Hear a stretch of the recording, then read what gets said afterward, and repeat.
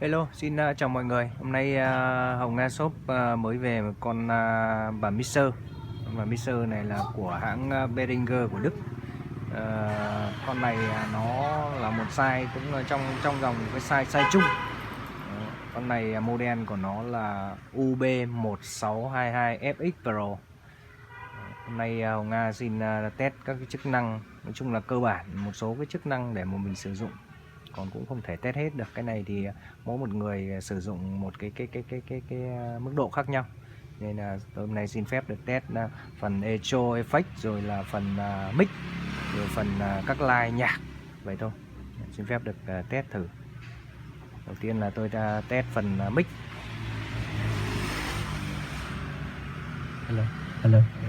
Hello 4 6 hello 9. Đây là tôi đang để ở cái chế độ effect số 61. Còn tùy mỗi người mỗi một cái cách chỉnh khác nhau. Hello 6 9 play 1 2 9. Đây là line tôi đang dùng, cái line mic là line số 1. Còn line nhạc vào là tôi đang dùng cái line 11 12. Line này là line kép.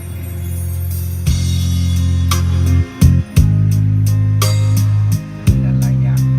Đây là line nhạc. Cái line mic này bao gồm là chỉnh là tần số cao này, mid này, đây là chất lượng này, đây là loud này, tần số thấp. Đây là chỉnh cái xảo effect. Còn đây là cân vế này. Ở cái vị trí của cái line 11 12 tôi sử dụng cũng như vậy. Đó, cũng như vậy. Nhưng mà cái line mà mình sử dụng nhạc thì không bật cái chế độ effect lên, là cho nó giảm hết. Vì cái chế độ effect này đi vào nhạc là nó sẽ không được hay. Và đây là cái chế độ là kích cái tín hiệu đầu vào.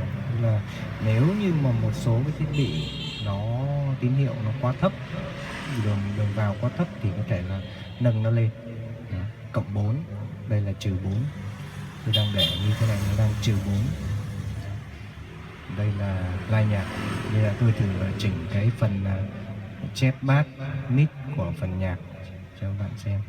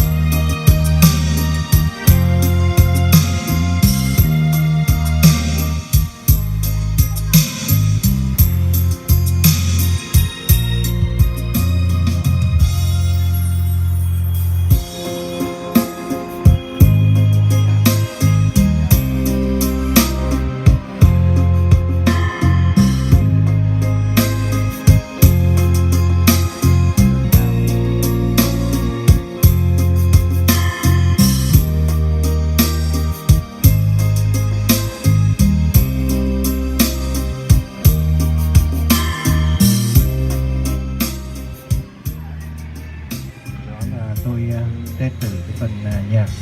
Bây giờ tôi xin phép được hát một đoạn karaoke.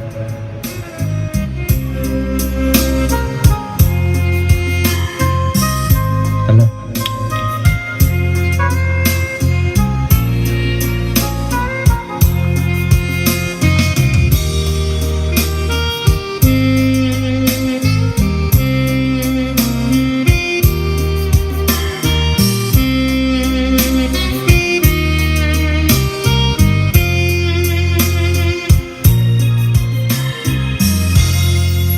Một sáng nào nhớ không em, ngày Chúa Nhật, ngày của riêng mình.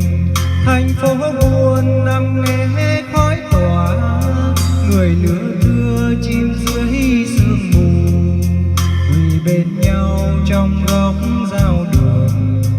Tiếng kinh cầu dệt mộng yêu đương, Chúa thương tình sẽ cho mình mãi mãi gần nhau.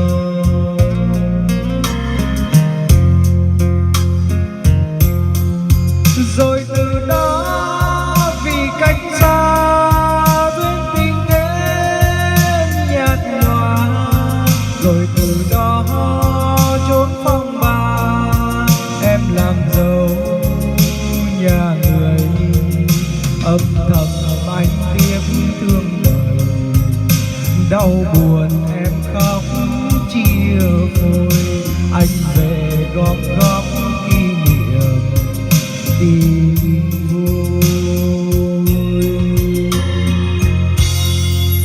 Thành phố buồn lắm tơ vương, cơn gió chiều lạnh buốt tâm hồn, và con đường ngày xưa lá đổ, giờ không em sỏi đá buồn, giờ không em hoang vắng phố phường, tiếng chuông chiều chậm chậm tê lương, tiến đưa người quên núi đồi, quên cả tình yêu.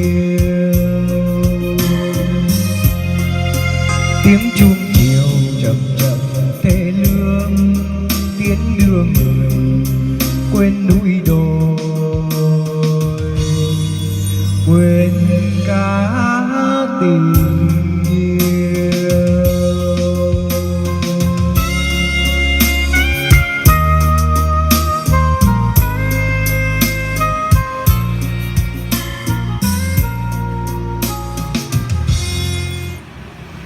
Đó, tôi đã test thử qua một số cái chức năng.